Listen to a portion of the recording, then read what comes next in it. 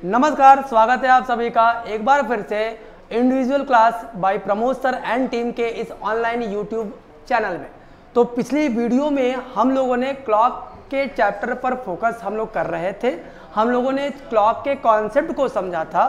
ठीक है, जो बंदे, जो बच्चे, जो मित्र पिछला वीडियो नहीं देख रखे हैं वो आई बटन पे क्लिक करके आप पीछे के वीडियो को विजिट कर ले, उसको देख ले, ताकि हम आगे के सेशन को स्टार्ट करें तो आपको वो चीज़ें समझ में आ जाए। ठीक है ना। तो चलिए आगे की चीज़ों को स्टार्ट करा जाता है लेट ना करते हुए। तो सभी लोग सबसे पहले, ठीक है ना, देखें कि आगे के क्वेश्चन किस तरीके के आपको देखने को मिलेंगे। तो सिंपली अगर क्लॉक की बात कर ले तो क्लॉक से जो क्वेश्चन पूछे जाते हैं बेसिकली 3-4 तरीके के होते हैं। पहली कंडीशन कॉन्सेप्ट रिलेटेड क्वेश्चन, जो कि हम लोगों ने पिछली क्लास में, पिछले वीडियोज में पढ़ रखा था, समझ रखा था, उन्हीं से क्वेश्चन जो पूछ दिए जाएंगे उसी को हम लोग बोलते हैं concept related question. For example, जैसे हम लोगों ने देखा था कि 24 घंटे में दोनों सुइयां कितनी बार, ठीक है, एक समकोण की कंडीशन में होती है। तो 24 घंटे में हम लोगों ने देख रखा था कि 44 टाइम्स की कंडीशन थी।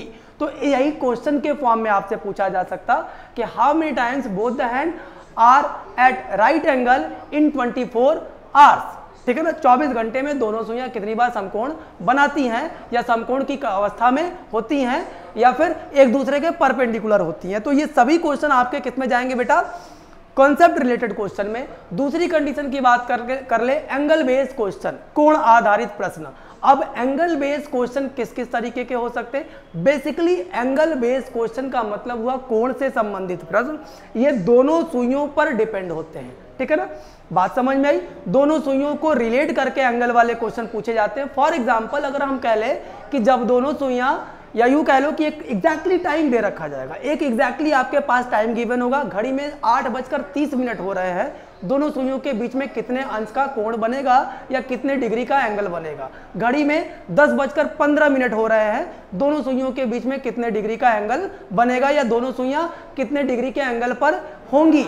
तो ऐसे क्वेश्चन को सॉल्व करने की अगर मैं बात कर लूं या हम लोग जिक्र कर लें तो कैसे समझेंगे, कॉन्सेप्ट क्या होगा, हम लॉजिक से कैसे कर सकते हैं, वो सभी चीज लेकर आ रहे हैं हम आपके सामने। तो वीडियो में बने रहिए और चीजों को क्लियर करते रहिए। तो चलिए फटाफट से स्टार्ट करते हैं। पहली कंडीशन हम लोगों ने पिछले क्लास में क्लियर कर रखी थी। दूसरी कंडीशन पे आते हैं, क्या, angle based question. Angle based question का मतलब हुआ कोण संबंधित प्रश्न। ठीक है ना।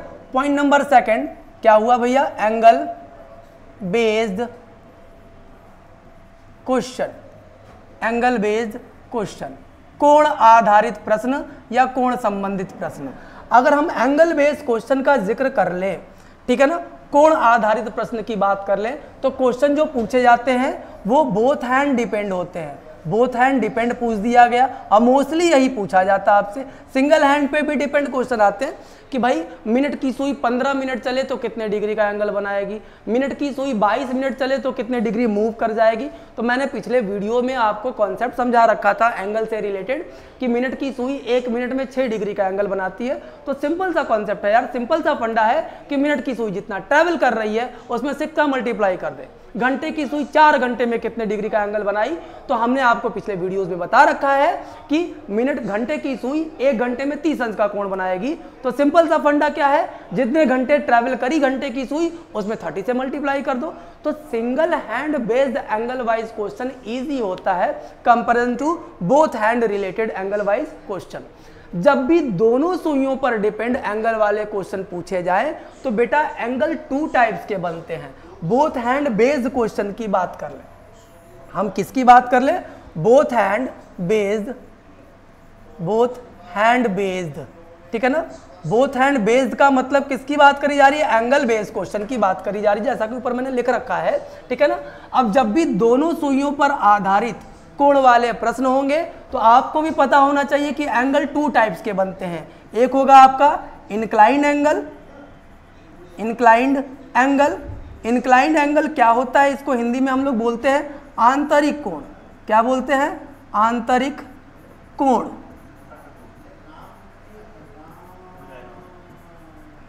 आंतरिक कोण। ठीक है ना। दूसरी कंडीशन क्या होगी, सिंपल सी बात कर ले, दूसरी कंडीशन हमारी किसकी होगी, रिफ्लेक्स एंगल।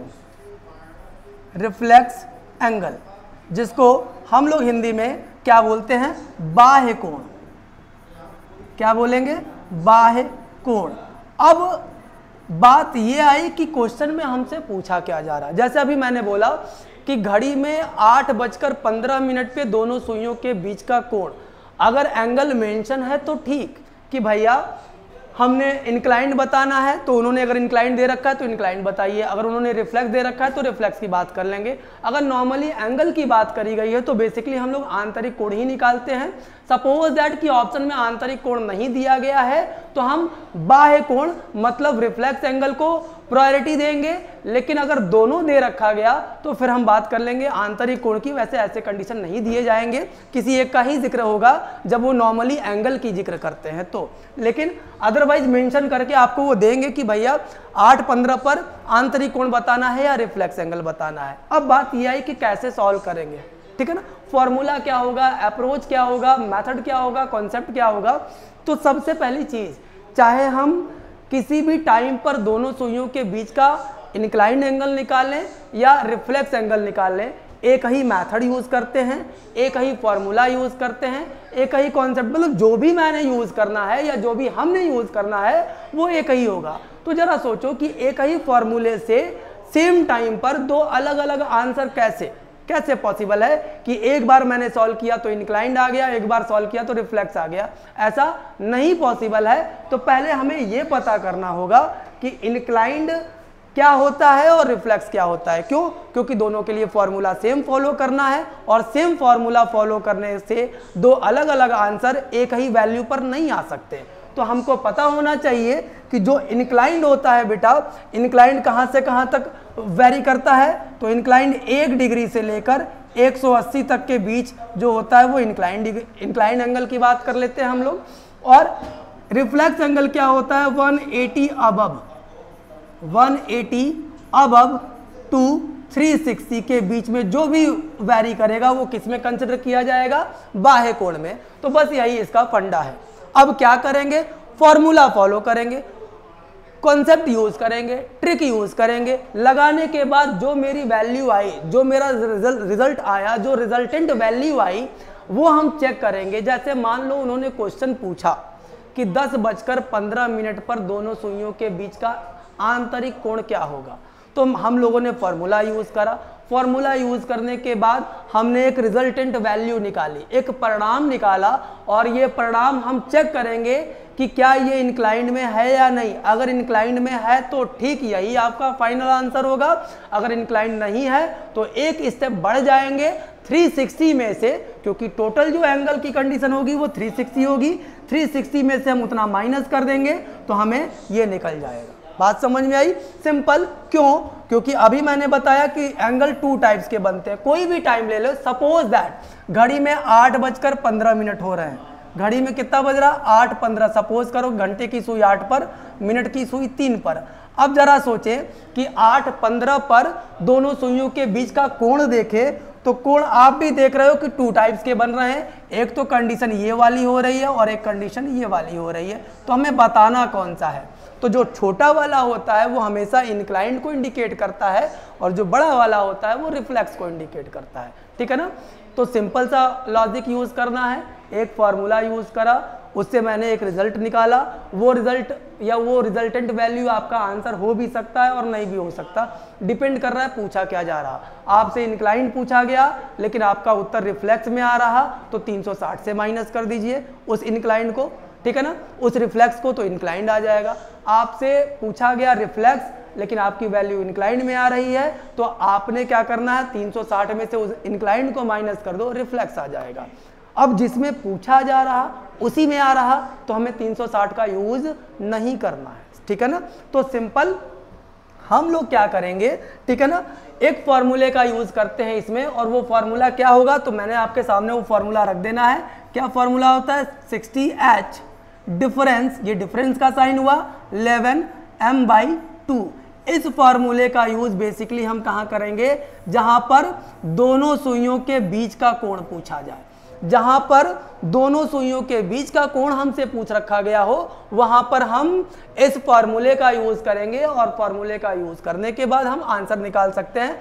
एच का मतलब घंटे को रिप्रेजेंट करता है, एम का मतलब मिनट को रिप्रेजेंट करता है। अब कोई भी टाइम ले लें, कोई भी अगर हम टाइम ले लें, सपोज दैट मैंने एक टाइम ले लिया, फॉर्मूले की जिक्र कर ले, पहले फॉर्मूला लिख दिया 60H डिफरेंस 11m/2।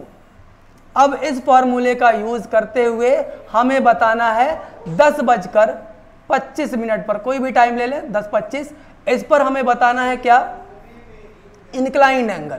क्या बताना है बेटा, इंक्लाइंड एंगल हमें डिस्कस करना है कि इंक्लाइंड एंगल क्या बनेगा, क्या होगा, ठीक है ना। तो अब 10:25 का टाइम दे रखा गया, एच का मतलब घंटा, तो 660 × 10 डिफरेंस 11 × 25/2 कर देंगे और इस फॉर्मूले को रखकर हम क्वेश्चन का आंसर आसानी से निकाल सकते हैं। अब इसको हम सॉल्व करते हैं तो कितना आ जाएगा, ये 600 हो जाएगा। डिफरेंस का साइन क्यों लगाया, माइनस भी यूज कर सकते थे। डिफरेंस का मतलब होता है दोनों के बीच का अंतर। कभी वैल्यू ये वाली बड़ी हो सकती है कंपैरिजन टू इसके, और कभी ये वाली वैल्यू बड़ी हो सकती है कंपैरिजन टू इसके। तो जो ज़्यादा होती है, जो अधिक वैल्यू होती है, उसमें से कम वाले को लेस करते हैं, इसीलिए डिफरेंस का साइन यूज करते हैं, क्योंकि आंसर कभी नेगेटिव नहीं होगा, आंसर कभी नेगेटिव नहीं होगा। तो 600 टू 11 × 25 करेंगे तो कितना आ जाएगा, 275, 275/2। अब इसको अगर हम सॉल्व करें तो इसमें से 300 निकाल लो, 300 में से 275 गया, 25 बचा और 300, तो 325/2। अब 325 का आधा करेंगे, 300 का आधा 150 और 25 का आधा 12.5 कर लेंगे, तो हो जाएगा 162 होल 1/2। 0.5 भी बोल सकते हैं, लेकिन एंगल कभी डेसिमल में इंडिकेट नहीं करा गया होता है, इसलिए हमने कुछ इस वे में लिखा और ये इतने डिग्री एंगल आया। अब बात आई, हमसे पूछा क्या गया था, ये जहां जो मैंने वैल्यू निकाल रखी है या जो हम लोगों ने वैल्यू निकाल रखी है उस पर फोकस करेंगे कि हमसे क्या पूछा गया था। हमसे पूछा गया था इंक्लाइंड, और जो वैल्यू आ रही है वो भी इंक्लाइंड में आ रही है। दैट मीन्स कि हमें 360 का यूज नहीं करना है। 360 का यूज तब करना होता जब इसी टाइम पर हमसे क्या पूछ दिया जाता, रिफ्लेक्स पूछ दिया जाता। क्या पूछा गया होता, रिफ्लेक्स एंगल पूछा गया होता। तो अब हमने देखा कि आंसर मेरा आ रहा है 162 होल 1/2, लेकिन ये आंसर मेरा उत्तर नहीं होगा, मतलब ये वैल्यू मेरा उत्तर नहीं होगा। क्यों नहीं होगा, क्योंकि रिफ्लेक्स जो होता है वो 180 से ज़्यादा और 360 के बीच आता है। तो हम क्या करेंगे, 360 का यूज़ कर लेंगे। 360 में से अगर हम माइनस करें 162 होल 1/2, तो इसमें से एक वैल्यू निकालो, एक में से आधा घटा दो, कितना बचेगा, आधा। अब यहाँ बचा 359। 359 में से 162 को अगर हम निकालेंगे तो आएगा 197 होल 1/2 डिग्री। तो ये मेरा आ गया रिफ्लेक्स एंगल, ये मेरा क्या आ गया, रिफ्लेक्स एंगल, और ये आ गया मेरा इंक्लाइंड। तो डिपेंड करता है कि हमसे पूछा क्या जा रहा, ये चीज़ें कहीं ना कहीं मायने रखती है। तो ये चीज़ें आप चेक कर लेंगे कि हमसे जो पूछा जा रहा आंसर उसी में आ रहा है या उसके अलावा किसी में आ रहा। तो अगर किसी अदर में आ रहा, मतलब इंक्लाइंड पूछा जा रहा, आंसर रिफ्लेक्स में आ जा रहा, तो 360 का यूज़ कर लेंगे।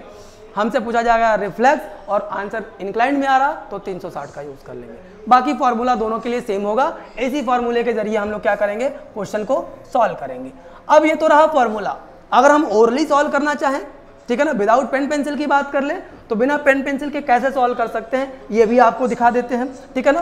तो चलिए, सेम कंडीशन मैंने क्या किया, 10:25 दोनों सुइयों के बीच का कोण बताना है और इंक्लाइंड एंगल बताना है। क्या बताना है, इंक्लाइंड, ठीक है ना। सिंपल सी बात कर लें, हमें बताना है इंक्लाइंड एंगल क्या होगा। तो सिंपली अभी मैंने क्या कहा, चाहे हम फॉर्मूला यूज करें, चाहे मेथड यूज करें, चाहे ट्रिक यूज करें, चाहे कोई लॉजिक यूज करें, हम चाहे इंक्लाइंड की बात कर ले या रिफ्लेक्ट, दोनों के लिए सेम होगा। हाँ, सब में हम कन्वर्ट करने के लिए, कन्वर्जन के लिए 360 का यूज करेंगे ही करेंगे, अगर मेरा आंसर उसमें ना आ रहा हो तो। अदरवाइज आ रहा हो तो कोई बात ही नहीं है फिर, ठीक है ना। चलिए तो हम क्या करेंगे, देखो ओरल कैसे करेंगे, सिंपल सी बात कर लो। 10-25 पर पहले सुइयों की पोजीशन देखेंगे कि 10-25 पर सुइयों की पोजीशन क्या है। तो जाहिर सी बात है घंटे की सुई 10 पर होगी और मिनट की सुई किस पर होगी बेटा, 5 पर होगी। 10-25 एक अप्रॉक्सीमेट मान है, हमको पता है 10-25 पर मिनट की सुई 5 पर तो होगी, लेकिन घंटे की सुई 10 पर नहीं होगी। हम अप्रॉक्स लेकर चलते हैं। क्या लेकर चलें, अप्रॉक्स लेकर चलें। तो सिंपली ये कंडीशन देखने को मिलेगी कि 10-25 पर अप्रॉक्स की कंडीशन में घंटे की सुई 10 पर, मिनट की सुई 5 पर, दोनों के बीच का डिफरेंस निकाल लो कि दोनों के बीच का डिफरेंस कितना आया। तो दोनों के बीच का डिफरेंस आया 5। अब 5 में क्या करेंगे, तो आपको भी पता है चाहे वो घंटे की सुई हो या मिनट की सुई हो, किसी भी दो एडजेसेंट यूनिट के बीच कितने डिग्री का एंगल बनाती है बेटा, 30 डिग्री का एंगल। 30 डिग्री किसी भी दो एडजेसेंट यूनिट के बीच में 30 डिग्री का एंगल बनेगा। तो 5 यूनिट का अंतर आया। तो 5 में क्या करेंगे, 30 का गुणा कर देंगे, ठीक है ना। कितना आ गया, 150। लेकिन ये आंसर मेरा नहीं होगा। क्यों नहीं होगा, क्योंकि घंटे की सुई को हमने किस पे मान रखा है, 10 पे, जो कि एग्जैक्टली 10 पर होगा नहीं। तो हम क्या करेंगे, कुछ नहीं करना, मिनट वाला पार्ट जो दे रखा गया है, मिनट वाले पार्ट की वैल्यू को हाफ कर देते हैं। ऑलवेज ऑलवेज इस अप्रोच, इस ट्रिक, इस लॉजिक को फॉलो करते समय मिनट वाले पार्ट का हमेशा हाफ करेंगे। आई रिपीट अगेन, क्या करना है, सुइयों की पोजीशन देख ले कि इस टाइम पर, गिवन टाइम पर सुइयों की पोजीशन क्या है, ठीक है ना। उसके बाद हम क्या करेंगे, दोनों के बीच का डिफरेंस निकाल लेंगे। डिफरेंस निकालने के बाद जो आया उसमें 30 से मल्टीप्लाई कर देंगे। आफ्टर दैट हम मिनट वाले पार्ट का हाफ कर देंगे और हाफ करने के बाद जैसे 25 का आधा 12.5, तो 12.5 हम इसमें क्या करेंगे, ऐड कर देंगे। क्या करेंगे, ऐड करेंगे। तो 162 होल 1/2 डिग्री, ये आ गया इंक्लाइंड। अब मैंने यहां पर ऐड किया, जरूरी नहीं कि ऑलवेज हम ऐड ही करेंगे, हम लेस भी करते हैं। कब लेस करते हैं और कब ऐड करते हैं, एक सिंपल से लैंग्वेज में जस्ट वन स्ट्रेट आंसर, एक सीधे से रूप में इसका सॉल्यूशन सुने, इसका उत्तर सुने कि जब घंटे की सुई मिनट की सुई से आगे हो, मीन्स जब घंटे की सुई मिनट की सुई से आगे हो, मतलब कंपैरिजन कहां से करते हैं, 12 से। जरा सोचो 10-25 पर घंटे की सुई और मिनट की सुई की पोजीशन, हमेशा दोनों का कंपैरिजन 12 से करते हैं। तो घंटे की सुई 12 से खिसक कर कहां चली गई होगी, 10 पर, और मिनट की सुई 12 से खिसक कर कहां पे रही होगी, 5 पर। मिनट की सुई कहां रही होगी, 5 पर रही होगी। तो अब एक बात बताएं, घंटे की सुई मिनट की सुई से क्या हो, आगे हो, तो हम हमेशा मिनट वाले पार्ट का हाफ करके ऐड करते हैं। फिर से रिपीट कर देता हूं, जब घंटे की सुई मिनट की सुई से आगे हो तो मिनट वाले पार्ट का हाफ करके उसमें ऐड कर देते हैं। और यही जब घंटे वाली सुई मिनट की सुई से पीछे हो, फॉर एग्जाम्पल घड़ी में 2:25 हो रहे हैं, 2:25। अब जरा सोचो 12 से कंपेयर करो तो घंटे की सुई 2 पर है और मिनट की सुई 5 पर है। तो अब यहां पर घंटे की सुई मिनट की सुई से क्या है, पीछे है। तो हम क्या करेंगे, सेम कंडीशन, मिनट वाले पार्ट का हाफ ही करेंगे, लेकिन तब ऐड ना करके हम क्या कर देते हैं, माइनस कर देते हैं। समझ में आया, घंटे की सुई मिनट की सुई से आगे हो तो ऐड करेंगे, और वही घंटे की सुई मिनट की सुई से पीछे हो तो माइनस करेंगे। फॉर एग्जाम्पल अब ले ले कि 2:25, जैसे अब ये मैंने यहां जो टाइम दिखाया उस टाइम की बात कर ले, ये चीजें समझ में आई। अब 2:25 पर दोनों सुइयों के बीच में कितने डिग्री का इंक्लाइंड एंगल बनेगा, 2:25।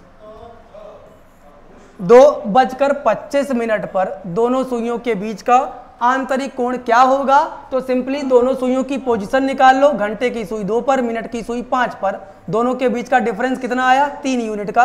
3 गुणे 30 कर देंगे, कितना हो गया, 90 डिग्री, ठीक है ना। अब मिनट की सुई कितना चल चुकी है, 25। 25 का मिनट का क्या कर देते हैं बेटा, हाफ। 25 का आधा कर दीजिए, कितना आया, 12.5। अब 12.5 इसमें से हम क्या कर देंगे, घटा देंगे। ऐड नहीं करना है हमें, 12.5 इसमें से क्या कर देना है, घटाना है, ठीक है ना। -12 होल 1/2 डिग्री, जब माइनस करेंगे तो 77 होल 1/2 डिग्री का एंगल बनेगा, जो किसको इंडिकेट करता है, इंक्लाइंड को इंडिकेट करता है। और हमने आपसे यही पूछा भी था। अगर हमने रिफ्लेक्स पूछा होता तो हम क्या करते, 360 माइनस 77 होल 1/2 डिग्री, ये माइनस कर देते, मेरा क्या आ जाता, रिफ्लेक्स एंगल आ जाता।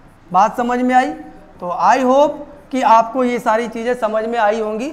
सिंपल वे में हम इन दोनों का यूज़ करते हुए दोनों सुइयों पर आधारित कोण वाले सभी प्रश्न के उत्तर आसानी से और कम समय में कर सकते हैं। खासकर जो ये लॉजिक मैंने बताया, ये किसी भी टाइम पर एप्लीकेबल है, आसानी से लगा सकते हैं। तो फिलहाल के लिए इस वीडियो में इतना ही। मिलते हैं अगली वीडियो में एक अलग कॉन्सेप्ट के साथ। तब तक के लिए बने रहिए और हमारे साथ जुड़े रहिए। ठीक है, धन्यवाद।